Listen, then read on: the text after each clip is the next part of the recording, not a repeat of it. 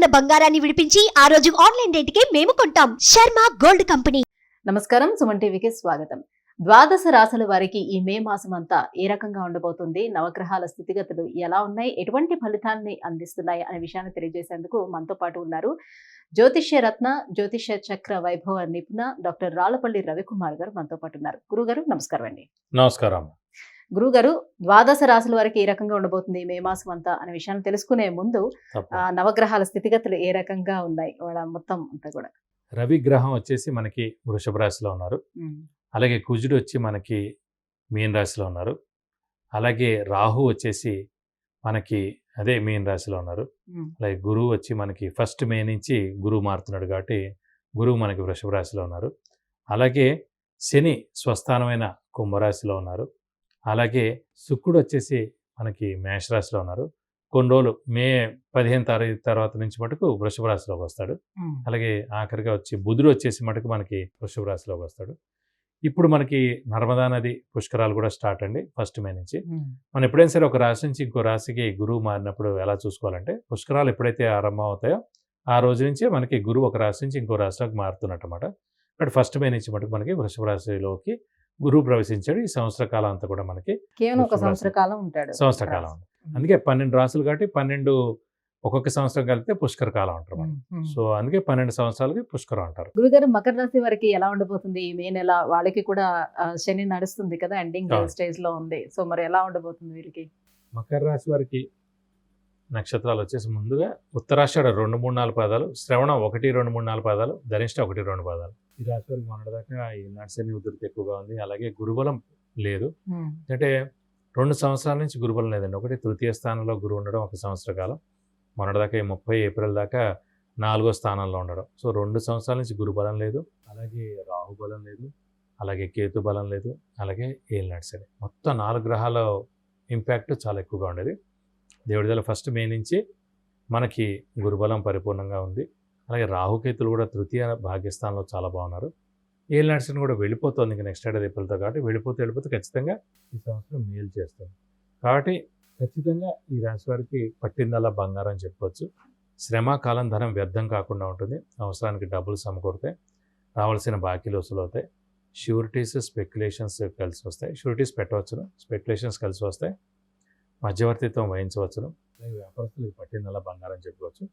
అలాగే అవివాహితుల వివాహం, సంతానం లేని వారి సంతానం, నిరుద్యోగుల ఉద్యోగం, ఉద్యోగస్తులకి ప్రమోషన్స్, అలాగే ఉద్యోగస్తులకి నేమ్ అండ్ ఫేమ్, బాస్ నుంచి మన్నన, ఫారెన్ టూర్ విజిట్స్ ఇవన్నీ కూడా పొందుతారు. అలాగే రాజకీయ నాయకులు ఎవరైతే ఇప్పుడు పోటీ చేస్తున్నారో, ముఖ్యంగా ఎంపీగా కానీ లేదంటే ఆంధ్రాలో ఎమ్మెల్యే కానీ పోటీ చేస్తున్నారు, వాళ్ళు ఖచ్చితంగా నెగ్గేందుకు అవకాశాలు ఎక్కువగా ఉన్నాయి. ఎందుకంటే 5వ స్థానంలో గురువు ఉంటాడు కాబట్టి ఖచ్చితంగా నెగ్గుతారు. అంటే ఇప్పుడు మనకి మేలో ఎలక్షన్స్ కాబట్టి 1 మే నుంచి గురువు స్టార్ట్ అయ్యాడు కాబట్టి ముఖ్యంగా మేషరాశి వారు, కర్కాటక రాశి వారు, సింహరాశి వారు, కన్యారాశి వారు, అలాగే వృశ్చిక రాశి వారు, అలాగే మకర రాశి వారు, ఈ 5-6 రాశుల వారు కూడా ఖచ్చితంగా రాజకీయ నాయకులు ఎవరైతే పోటీ చేస్తున్నారో వాళ్ళు నెగ్గేందుకు అవకాశాలు 100% ఉన్నాయండి. వాళ్ళ వ్యక్తిగత జాతకాలు కూడా ఇంకొంచెం బాగుంటే ఖచ్చితంగా ఇంకా ఓట్లు ఎక్కువ రావడం, అంటే మినిస్టర్ అవ్వడం, ఇవన్నీ కూడా జరుగుతాయి. కాబట్టి ఈ 6 రాశులు మటుకు ఖచ్చితంగా బాగున్నాయండి. వీరు పోటీ చేసేవాళ్ళకి చాలా బాగుంటుంది చెప్పుకోవచ్చు. అలాగే మకర రాశి వారి మటుకు ఇంకా పెద్దవాళ్ళు, చిన్నపిల్లల ఆరోగ్య విషయం కూడా చాలా బాగుంటుంది. అలాగే వీరి ఆరోగ్యం బాగుంటుంది. విద్యార్థులకి సువర్ణ అవకాశం అని చెప్పుకోవచ్చు. మంచి ర్యాంకులు సాధిస్తారు. మంచి యూనివర్సిటీలో సీట్ పొందుతారు. అది ఫారెన్ అవ్వచ్చు. ఎందుకంటే ఏలినాటి శని నడుస్తుంది కాబట్టి స్థానచలనం కూడా ఉంటుంది. కాబట్టి విద్యార్థులకి స్థానచలనం అంటే కనుక ఫారెన్లో మంచి యూనివర్సిటీలో ర్యాంక్ సాధించడం ద్వారా అక్కడికి వెళ్ళి చదువుకునేందుకు అవకాశాలు ఎక్కువగా ఉన్నాయి.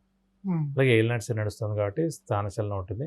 ఇల్లు మార్పు కానీ, ఉద్యోగ మార్పు కానీ, లేదంటే వేరే ఊరు ట్రాన్స్ఫర్ అవ్వడం కానీ, లేదంటే వేరే ఊర్లో కొత్త జాబ్ వెతుక్కోవడం కానీ జరిగేందుకు అవకాశం, లేదంటే ఇల్లు మారడం కానీ, ఏదైనా సరే మారితే మంచిదండి. ఈ సంవత్సర కాలమే ఉంది కాబట్టి ఇంకేళ్ళినా సరే మారితే మంచిదే, మార్పు మంచిదే అని చెప్పుకోవచ్చు. అలాగే 5వ స్థానంలో గురువు ఉన్నందుకు ఖచ్చితంగా 5వ స్థానం సంతాన స్థానం అండి. సో సంతాన కారకుడైన గురువు సంతాన స్థానంలో ఉన్నాడు కాబట్టి సంతానం లేని వారికి ఖచ్చితంగా ఈ సంవత్సరం సంతానం కలుగుతుంది. అలాగే సంతాన స్థానంలో గురువు ఉన్నందుకు ఈ మకర రాశి వారు ఎవరైతే ఉన్నారో వారి సంతానం కూడా చాలా అభివృద్ధి చెందుతారు ఈ సంవత్సర కాలంలో. అంటే ఈ మకర రాశి వారి సంతానం ఎవరైతే ఉన్నారో వారికి ఉన్నత విద్య రావచ్చు, అలాగే పెళ్లి కాకపోతే పెళ్ళి అవ్వచ్చు, సంతానం లేని వారి సంతానం కలగవచ్చు, అలాగే ఎవరైనా వాహనం కొనాలనుకుంటే కొనవచ్చు, బంగారం కొనవచ్చు, ఇలా ఇంటికి కొత్త వస్తువు కూడా కొనేందుకు అవకాశం ఉంది. సో ఇలా చెప్పేవన్నీ కూడా అన్ని శుభాలు కూడా జరిగేందుకు అవకాశాలు 100% ఉన్నాయి. ఇంకా వివాహ ప్రయత్నాలు ఏమైనా ఫలిస్తాయి? వివాహ ప్రయత్నాలు ఖచ్చితంగా చేసుకోవాలి. ఎందుకంటే 2 ఏళ్ల నుంచి గురుబలం లేకపోవడం వల్లనే కుదిరినవి క్యాన్సిల్ అయిపోయి, ఫైనల్ అయ్యేది మాటల దాకా వచ్చినవి క్యాన్సిల్ అయిపోయి, అలాగే సంబంధాలే రాలేదు, ఎందుకో ఆలస్యం అయిపోయి డిలే అయిపోయి వీళ్ళే వద్దనుకుని ఎవరైతే మకర రాశి వారు ఉన్నారో వాళ్ళే వివాహం ఎంత కావట్లేదు చెప్పి కొన్ని రోజులు ఆగుదని చెప్పి ఆగిపోయిన వాళ్ళు కూడా ఉన్నారు. ఇలా చాలా జరుగుతూ వచ్చాయి మనం. కాబట్టి ఇప్పుడు మటుకు సరైన సమయం వచ్చింది. ఇప్పుడు మటుకు వదిలిపెట్టకండి. ఎందుకంటే మళ్ళీ మే, జూన్, జూలై 3 నెలలు కూడా మూఢం ఉంది కాబట్టి ఇప్పటి నుంచి మీరు స్పీడ్గా మొదలు పెడితే ఆగస్టు నుంచి ముహూర్తాలు ఉన్నాయి కాబట్టి ఖచ్చితంగా డిసెంబర్ లోపల వివాహానికి అవకాశాలు ఎక్కువగా ఉన్నాయి. మరి గురుబలం బాగానే ఉందంటున్నారు కాబట్టి వ్యాపారస్తులకి ఏ రకంగా ఉంటుంది? వ్యాపారస్తులు మటు పట్టిందల్లా బంగారం. వాళ్ళు కొత్త వ్యాపారం స్టార్ట్ చేయొచ్చు, లేదంటే ఎక్స్పాన్షన్కి వెళ్ళచ్చు, అప్పులు కూడా ఎక్కువగా ఇవ్వచ్చు, క్రెడిట్స్ ఇవ్వచ్చు. సో ఖచ్చితంగా వారికి బాగా కలిసి వస్తుంది. ఎందుకంటే ఇంకా ఏలినాటి శని కూడా వెళ్ళిపోతాం కదండి. కాబట్టి ఇంకా రాబోయే రోజులన్నీ కూడా వారికి సువర్ణ అవకాశం అని చెప్పుకోవచ్చు. ఇంకా మరింత శుభ ఫలితాన్ని పొందేందుకు ఎటువంటి పరిహారాన్ని పాటించాలి, ఎటువంటి దాన ధర్మాలు చేసుకోవాల్సి ఉంటుంది, ఏ దైవారాధన చేసుకోవాలి? ప్రస్తుతం మటుకు రాహుకేతు గురువు బాగానే ఉన్నారు కాబట్టి మీరు ఓన్లీ శని కొంచెం వీక్గా ఉన్నాడు కాబట్టి ప్రతి శనివారం ఉపవాసం ఉండడం, వీలైతే కనుక ప్రతి శనివారం ఆంజనేయ స్వామి టెంపుల్కి వెళ్ళి 41 ప్రదక్షిణాలు చేసి, ఎప్పుడైనా వీలైతే కనుక వడమాల సమర్పించడం, సింధూర పూజ చేయించడం, అలాగే తమలపాకులతో పూజ చేయించడం, ఇవన్నీ చేస్తే చాలా మంచిది. కానీ రక్తదానం మటుకు చేస్తే మంచిదండి వీలైతే ఒక శనివారం రోజున. అంటే మనం సాధారణంగా ఏలినాటి శనిలో అనారోగ్య అవకాశాలు ఉన్నాయి. చిన్న చిన్న దెబ్బలు తగలడం, యాక్సిడెంట్ అవ్వడం జరుగుతుంటాయి. అవి జరిగే లోపల మన రక్తం కళ్ళ చూసే లోపలనే మనమే ఒక శనివారం రోజున వెళ్ళి రక్తదానం చేస్తే ఇవన్నీ తప్పించుకోవచ్చు. వారికి ఎవరికో బాగా ఎమర్జెన్సీ ఉంటుంది, వారికి మన ఈ బ్లడ్ ఎక్కించడం ద్వారా వారు బయటపడతారు, అవుట్ ఆఫ్ డేంజర్ అని అంటారండి డాక్టర్స్. సో అతను భార్య, పిల్లలు, వాళ్ళ తల్లిదండ్రులు, వీళ్ళ తల్లిదండ్రులు అందరూ కూడా మా వాడు బయటకు వచ్చాడు, చాలా థ్యాంక్స్ దేవుడా అని అన్నారు అనుకోండి, అది మనకే డైరెక్ట్గా వస్తుంది. ఎందుకు మనం రక్తం ఇచ్చి కాపాడాం కాబట్టి.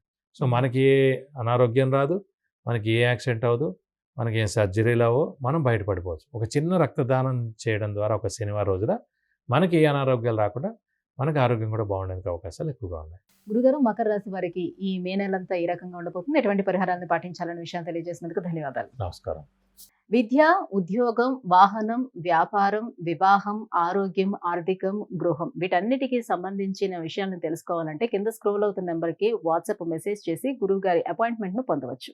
సుమన్ టీవీలో మీ పర్సనల్ అండ్ బిజినెస్ ప్రమోషన్స్ కోసం కింది నెంబర్కి కాంటాక్ట్ చేయండి.